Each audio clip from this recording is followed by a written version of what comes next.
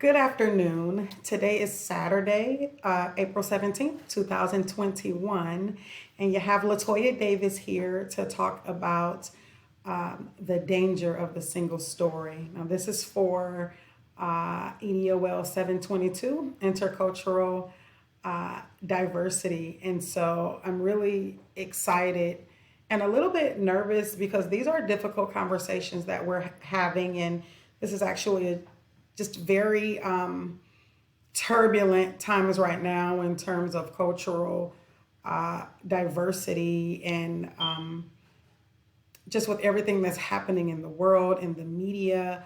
A lot of social injustice is happening, and I'm really excited to to talk about the danger of the single story because I think a lot of what we're seeing now and the social injustices that we're seeing now is rooted in the single story and not really understanding the full spectrum of who people are, who certain groups are, where they come from, what they value, and I think a lot of stereotypes are derived from just understanding the single story, one side of the story, what we see in movies, what we see TV shows, what we see in the media, lack of information in our upbringing. And so I want to talk to you today about my story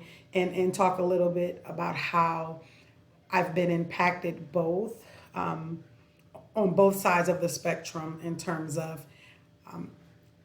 believing the single story and really operating in that and then having others believe the single story about me. So a little bit about me. I grew up in a town, Watts, California. It's an urban location in Los Angeles, California. And I grew up in the housing project.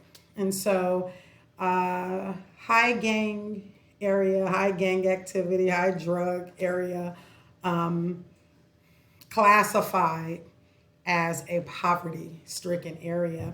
And so I grew up in that area, and actually I do have family that's still there. My parents are actually still there, and so I'm actually there a lot, obviously, because I go and I visit my parents, and I have some friends there. But I remember my freshman year at Sacramento State, and I grew up in a predominantly African American community, and predominantly African American, and in Latino.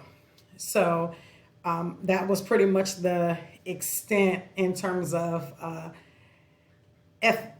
different ethnic interactions. And so when my freshman year at Sacramento State, so now I'm at a fairly diverse university. I'm in Sacramento, so although it's in California, it's still a long way from home.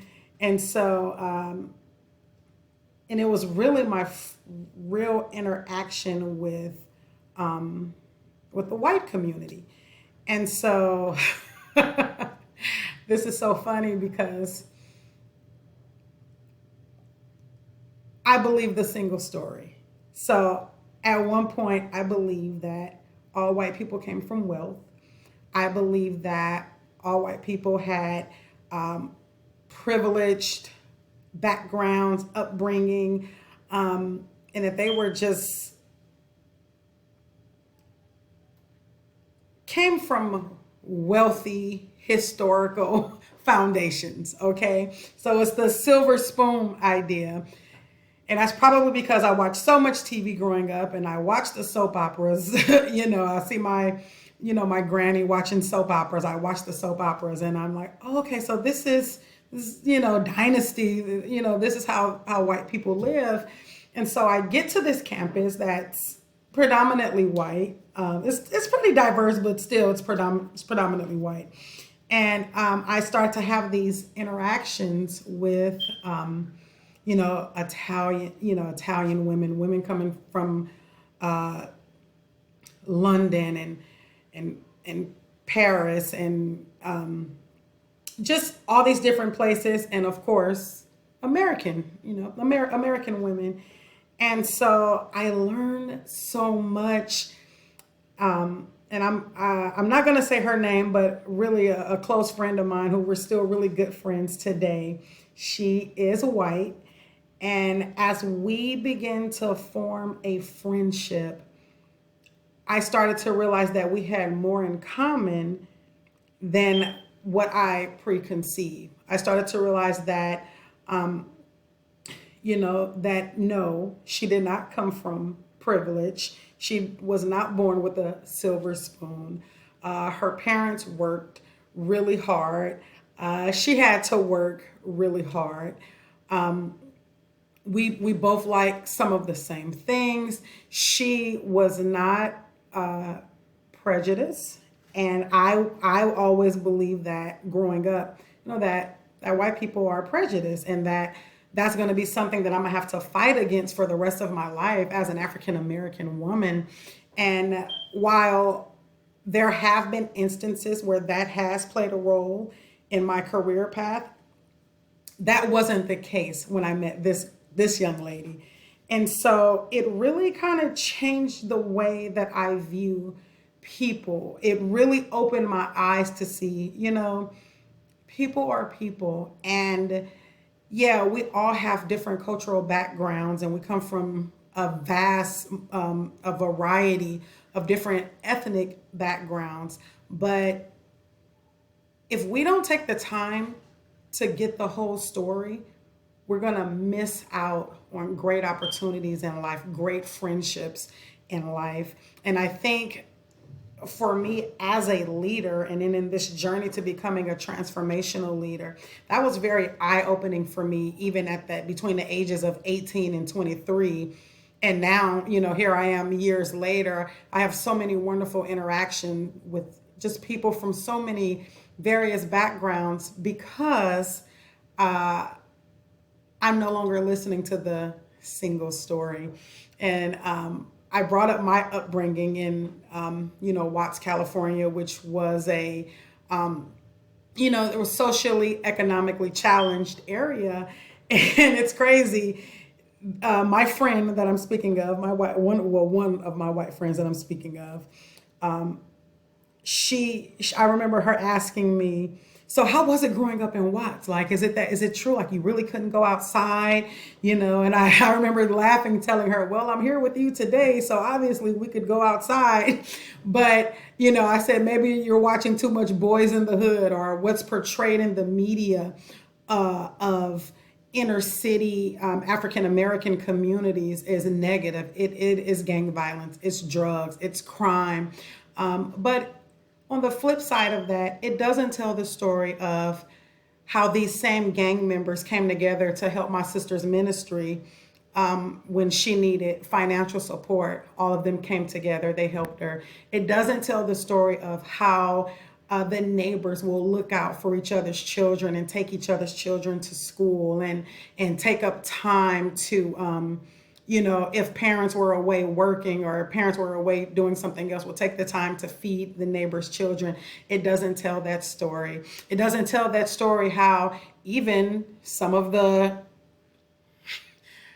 I don't want to say drug dealers, but some of the people in the community who have alternative ways of getting money, how at the start of the school year, they bought backpacks, they bought books, they bought supplies, they bought food, they bought school clothes and shoes. It doesn't tell that story. And so when we look at different areas in our lives and we say, okay, this person is from this area, so they may be just like this.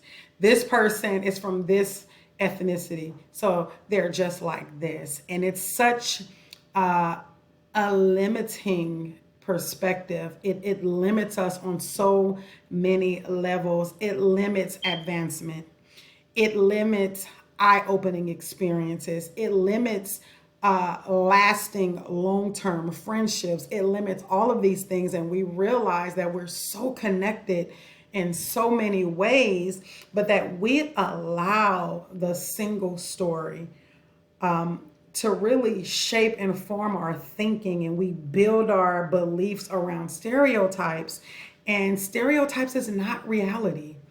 It's not reality. It's the way we've been socially constructed, and now we're living and we're breathing and we're operating in that. And so while my friends have preconceived notions about, black women from the inner city or growing up in the hood or something like that, you know, I wasn't too upset because I realized that I struggled in the same area. I realized that I marginalized someone, that I put someone in a box, that I said, because you're from this community, you must be wealthy. There's no way you can possibly understand injustice. There's no way that you can understand what it means to be, to face barriers and challenges because of, who you are and how you're, what you're born into and where you're raised.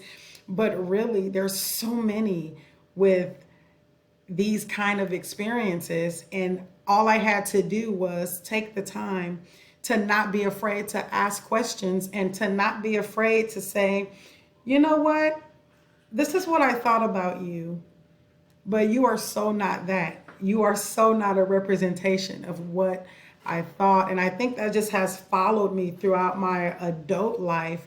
And I try and pass that on to the younger generation, that we have to hear the full story and embrace the full story.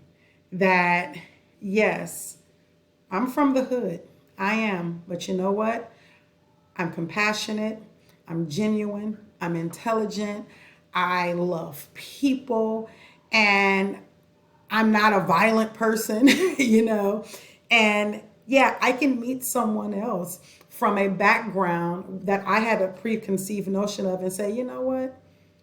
Everyone is not operating in racism. All white people are not looking to oppress me. They're not always looking to inflict any kind of harm upon me, but rather there are some people in the world who are genuinely interested in who I am, and I'm genuinely interested in who they are. And so I just love this concept of the danger of really internalizing that single story. And most of the time when we look at the single story, we're looking at it through a superficial lens. So we're looking at what the media is portraying. We're looking at how certain groups of people are portrayed in movies. We're looking at social media. It's in our music. It's in some of our textbooks growing up.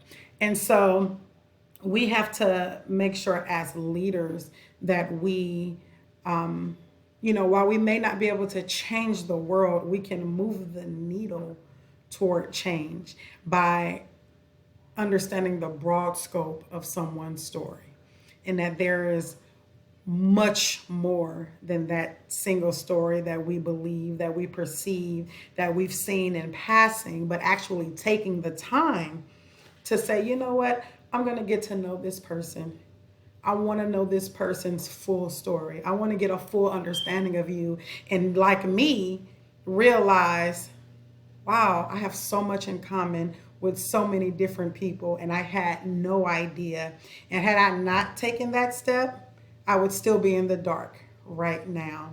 And so I really enjoyed Shimamanda's single story, her single story coverage. And one great thing that she said is, power is the ability not to just tell the story of another person, but to make it the definitive story of that person. And there's so much power in the way we internally define people and how the environmental factors affect that determination.